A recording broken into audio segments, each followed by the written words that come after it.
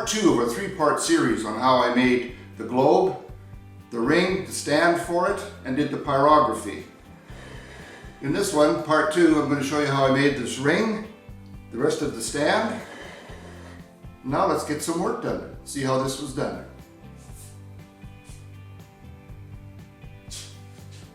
I have 2 3/4 inch thick pieces of birch. Sandwiching between those, I've got a 1/4 inch piece of purple heart. I wanted something for a little contrast so this just doesn't get too plain. So now I'm going to take these over to the table saw, use my Wedgie sled, make some wedges, and make a ring out of these. We'll see how that's going to turn out. In case you don't already know how the Wedgie sled works, I'm going to put a link down below the video to a video that does a good job of explaining it. They're fairly easy to make and really handy. Highly recommended.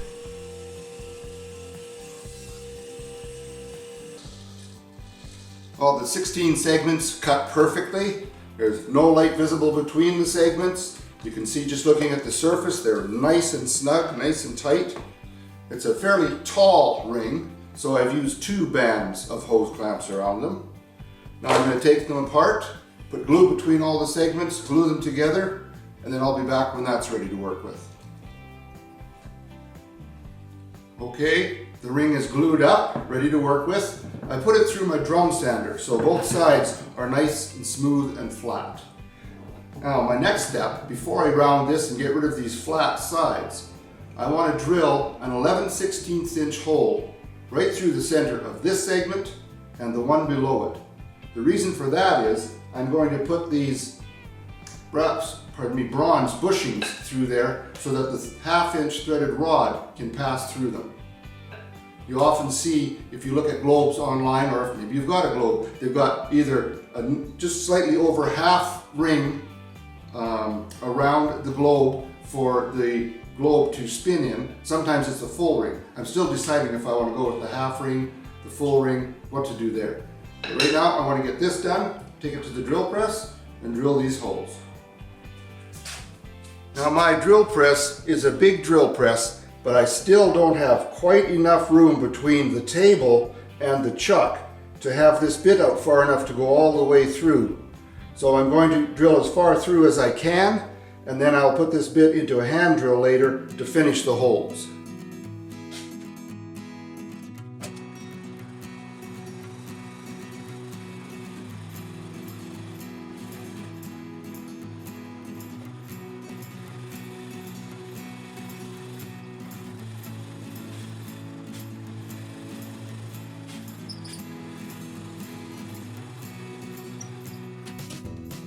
That's looking pretty good. I'll just do the other side now. The shank on this drill bit is long enough that I've been able to drop it down into the hole, tighten up the chuck, and I should be able to drill it right through instead of trying to do it with the hand drill. This should be much more accurate than doing that. So now I'm going to try to go all the way through with it.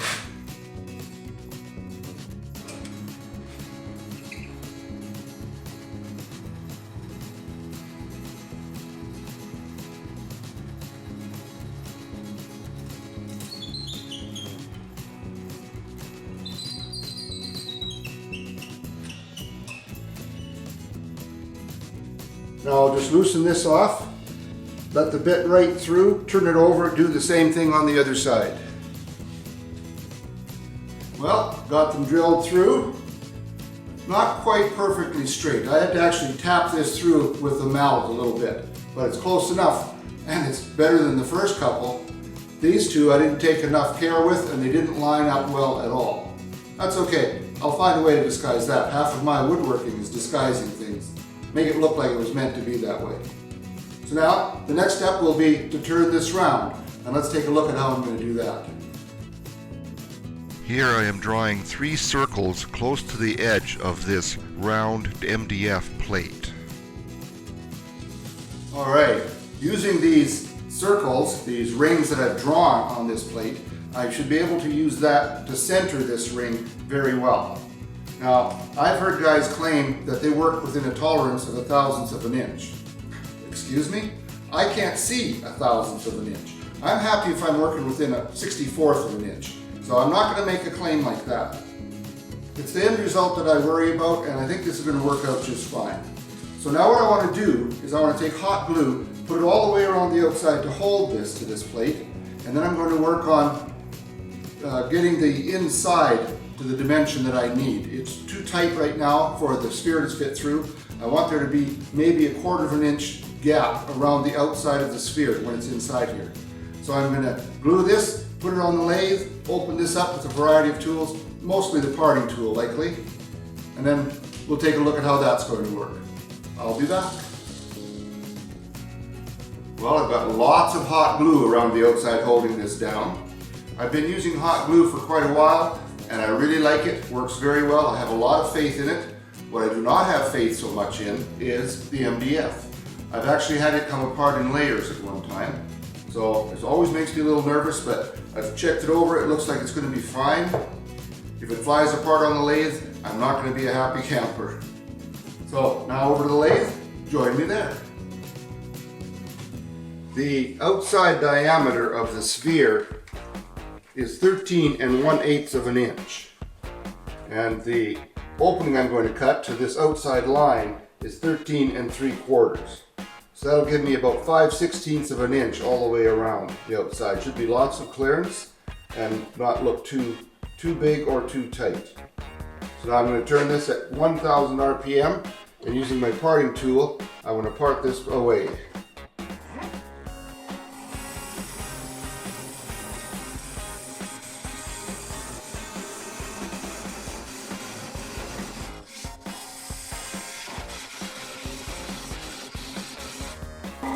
Turn this down to 500 now. That's a little aggressive.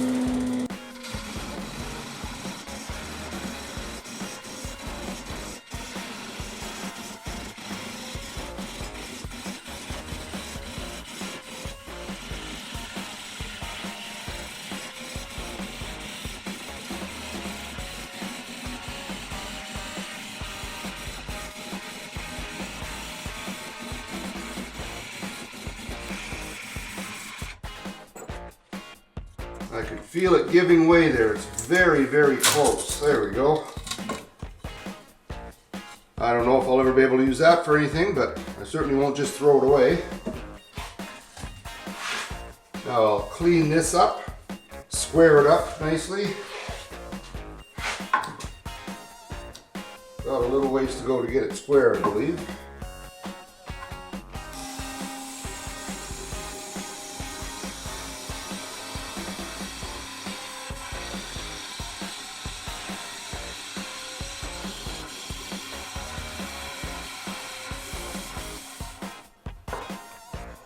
Well, that's squared it up quite nicely. Now I'm going to sand in here while it's available. Then I'm going to apply some hot glue on the inside to hold it so that I can trim this and make this round. I'll be back after I get that hot glue, the sanding finished, and the hot glue put on the inside. I don't know why I so often think of something I want to do immediately after I've done something else that's going to impede my progress. For instance, I just got this glue put in here when I realized that while it was still on here, I should drill these other holes that I want to use for decoration. So now I have put these plugs in here. I found that I had some of this wood left, so I turned some plugs out of it that I could put in these holes, and I turned them 90 degrees just to give it a bit of a decoration instead of trying to make it perfectly match up. Now what I have to try to do is turn these out without scarring this up too badly, because I don't want to have to sand all the way over to where the glue is. I don't want to have to remove that again. So now I've got to do some very, very careful turning and then some sanding just in that spot. Well, I'm quite pleased. This turned out all right. I think it sanded just fine. So now I'm going to turn the outside here, make it round. I'm not quite sure what thickness I want here, maybe 5/8 of an inch, something like that.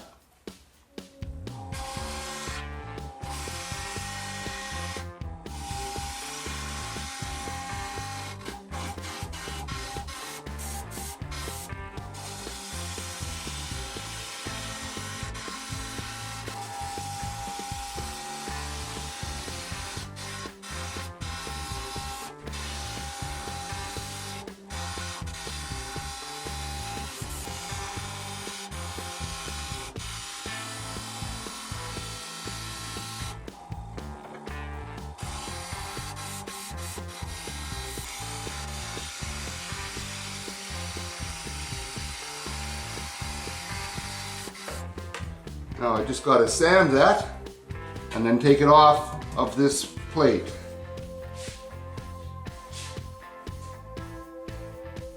Well, after sanding it, then applying sanding sealer and a couple coats of Minwax wipe-on poly, I'm quite pleased. I think this looks pretty good. Now to assemble these two pieces, I've got my 1/2-inch rod in a vise here. I'm just going to put this on here. And I'm going to put on 2 nuts and a large washer.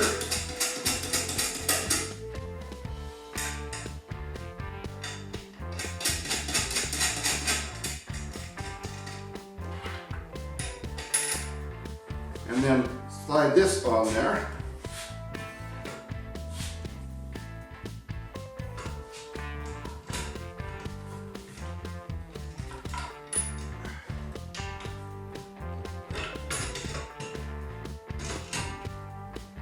Difficult to get it started.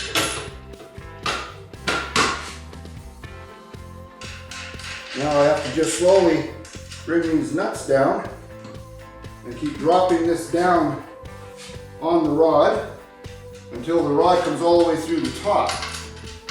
And then at the top, I'm going to add a large washer and a couple nuts again and get this centered on the rod. And then I have an acorn nut to put on the top and another to put on the bottom. So this takes a while. Let's see how quickly I can do this.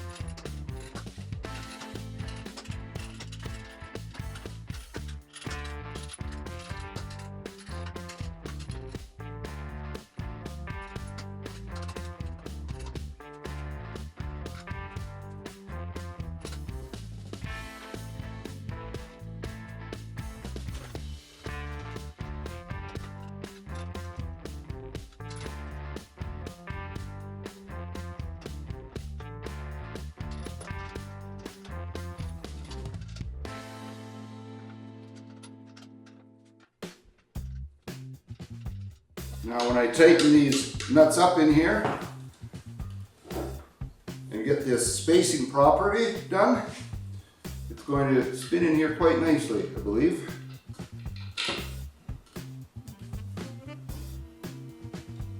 There you go, I'm pleased. Now my next step will be to build a stand, and I have a hole here that it's going to sit on, so it'll be at that angle. So far so good. Let's get to the rest of the stand. For the base of the stand, in keeping with the theme of Purple Heart and birch that I used in the ring, I've glued together 2 pieces of Purple Heart sandwiching a piece of birch. Now I've got it cut to a square, it's about 8.5 inches, and what I want to try is tapering this, make it round at the top, taper it down and keep it square on the bottom. I haven't tried this before, so I'll see what kind of luck I have with that. So now I gotta take it over to the lathe, mount it on the woodworm screw, and let's see what happens. I guess I should mention, I have the birch orientated so that the grain is running 90 degrees to that of the Purple Heart, just to give a little extra strength. Now I'm going to be turning this at 1000 RPM, and I'm going to be taking very gentle cuts. I don't want to chip this all up too badly. We'll see how this goes. Alright, I'm going to be turning this at 1000 RPM, and I'm going to be turning with my 3/8 inch bowl gouge. Now I've drawn a profile. I don't know if this is going to show up on the camera, but it's sort of an OG profile that I want to come up with here. And that's just a bit of a guide. Well, let's see what happens here.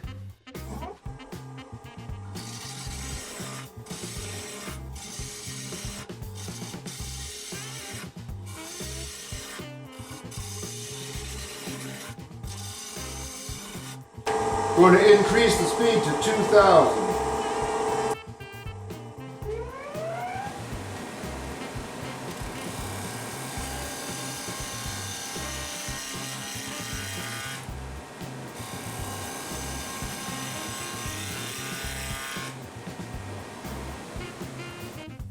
It's not looking too bad. These little pieces coming off of here are giving my hand quite a beating. It's time to get that work glove back on.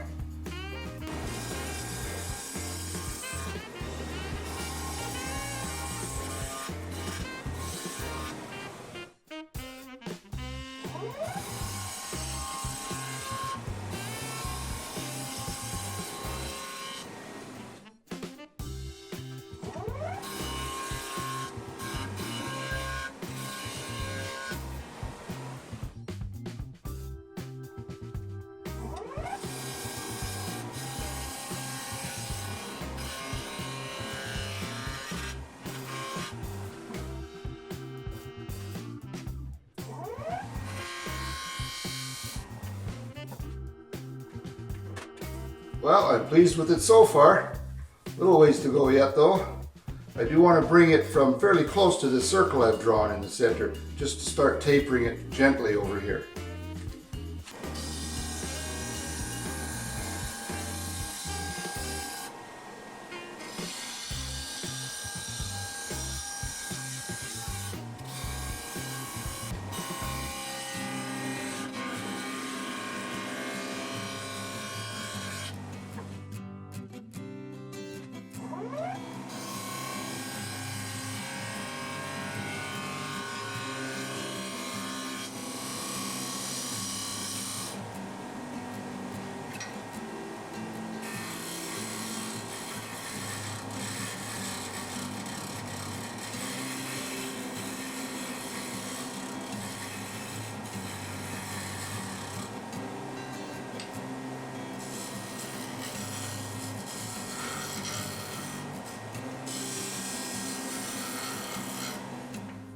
Alright, now I need to try to sand that. This could get interesting. I don't want to lose these sharp edges, and I don't want to lose my fingers, so I'll have to do this carefully.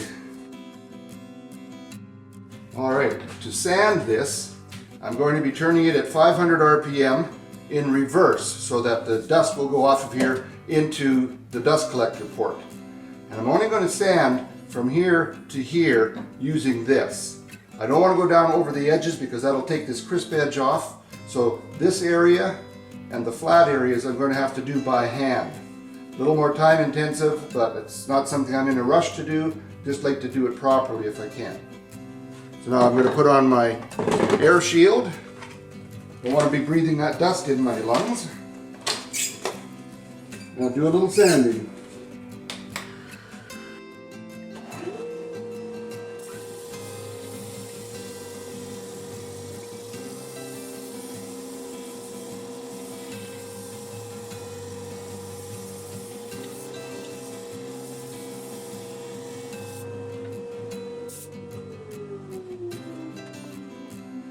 Now I started the sanding with 100 grit. I don't think it's going to take too terribly long, but I'm sure you don't want to sit there and watch this. So I'll be back when the sanding is finished.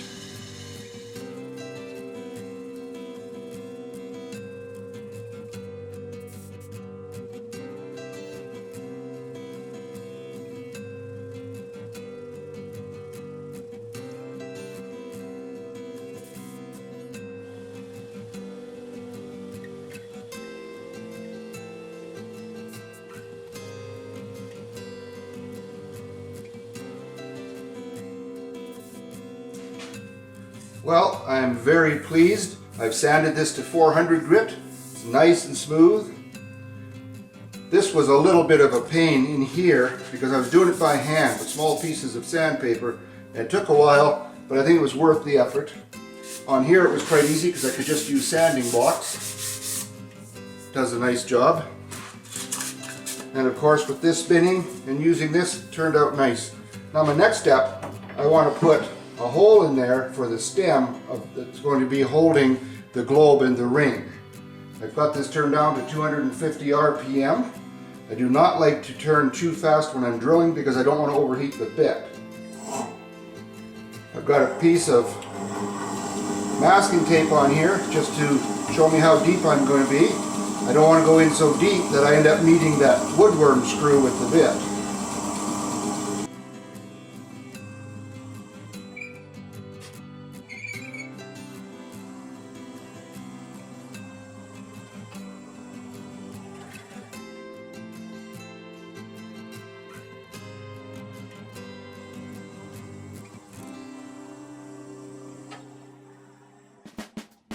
I'm going to turn this down even slower.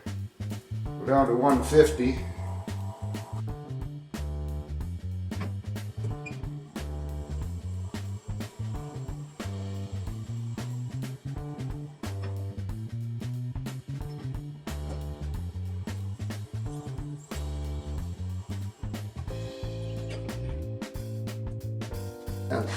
And that should be plenty deep enough. Now on to the next step.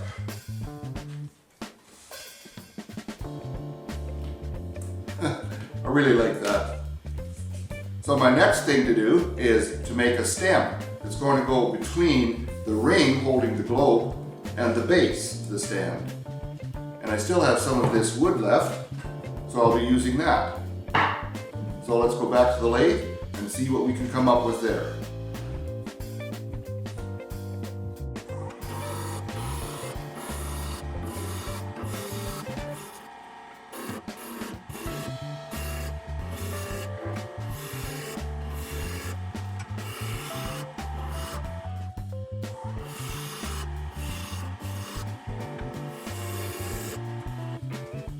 The hole I drilled in the base is 3/4 of an inch in diameter and it's 1 inch deep. So I'm going to want to make this about 7/8 of an inch deep. I don't want it to quite bottom out. And I'm going to turn it to that 3/4 of an inch, and to check it, I have a 3/4 inch wrench. As I get down close to it, I'll put this on there until I get it to the right size. And I'm going to be turning at 500 RPM and using my parting tool.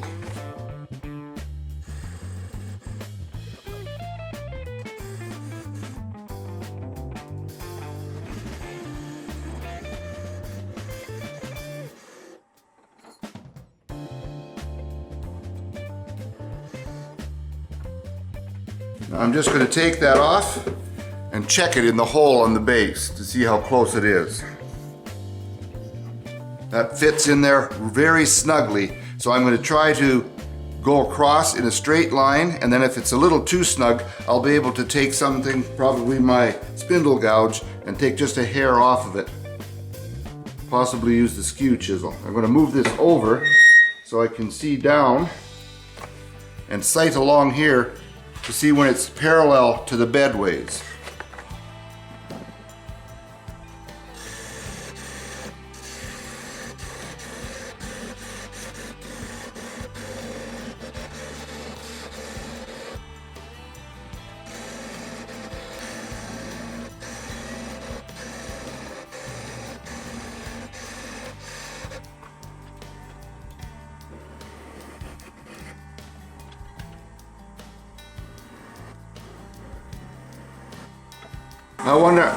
I want to undercut this just a little bit.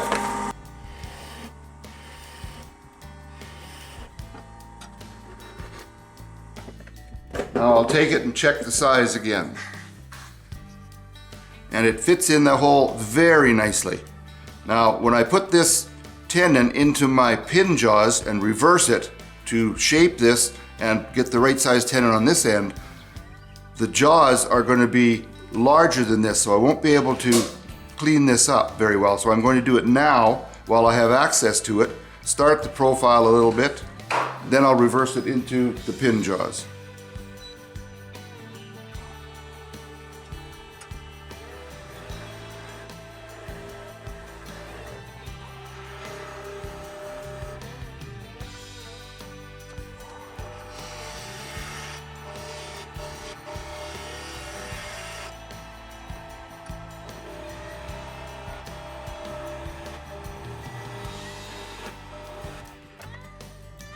That's pretty decent. Oh, got a little chip in there. Got to take that out of there.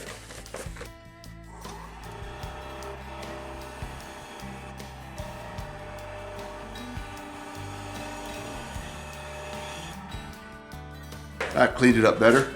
I'm just going to sand this much now so that I don't have to go back to it again. Now I'm going to create the tenon on this end using the same technique, and I have an 11/16 inch wrench, which should match the hole that's in the ring. I've marked this 1/2 inch from the end, which is just slightly less than the thickness of the ring. I don't want it going all the way through.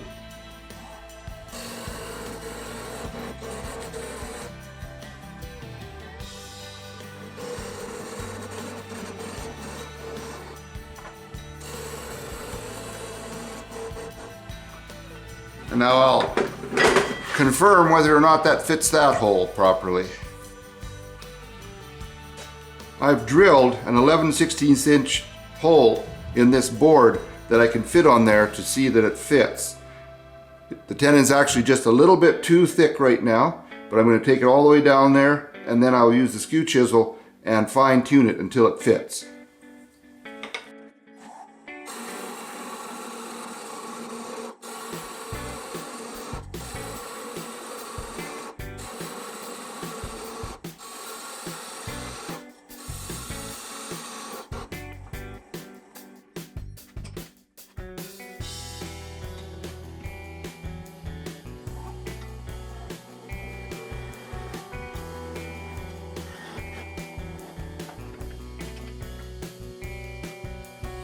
Perfect. Fits great. All right. Now I'll just put this back on here for support, keep it running true, and shape this. I'm going to use my spindle roughing gouge to take out a lot of this, and then I'll clean it up with the skew chisel and or the spindle gouge.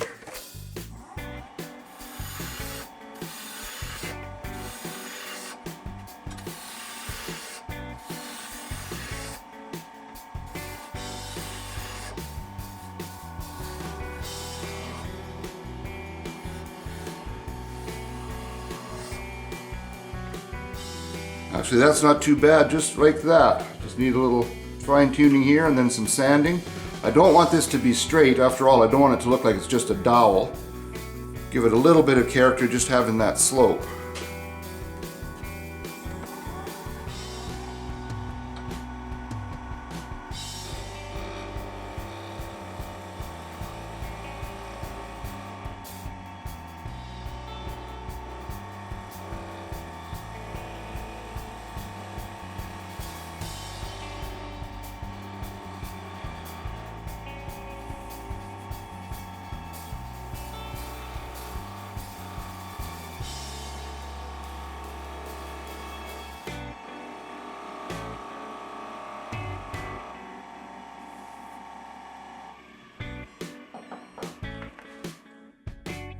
And I think I'll just finish that off with sandpaper. And as usual when doing spindles, I'll sand it with it running, and then I'll sand with the grain each grit. And I'll take that up to the 800 grit that I did here. Well, there you are. I'm pleased with it for the most part, but I had to see it before I realized I do not like the base. Too much Purple Heart, way too much Purple Heart. Kind of overpowers the whole thing in my humble opinion. So I'm going to do another one. I won't show you how I do it again because one should be enough, but I'll be back when I have it finished and show you what the whole thing looks like together. And then we'll carry on with the pyrography after that. Stick around. So there it is, and I like this much better than this one. I don't know what you think, but I think it's a lot better. Now, one of the problems with presenting something to you the first time I do it, no background on what I should have done before, is that sometimes I'll just forget about something. And I had that problem on this one. I put it on the woodworm screw and I turned the top, never giving a thought to how I was going to put this back on when I reversed it and do the bottom. Something I still have to work on for this one now, because I don't want to throw it away. I'll use it for something. So when I did this one, having thought of that, I put a hole for the woodworm screw on each side. And then I started by putting it on what was going to be the top and turning the bottom first. So I was able to put a hollow in here so that it sits there, looks like it's floating a little bit. I was able to put some rings in here for decoration, countersink a larger hole for my logo coin, and it's ready to go. Then I reversed it and did the top. So now it's all finished and it's ready to go. All I need to do now is sign it, date it, and put my logo coin in.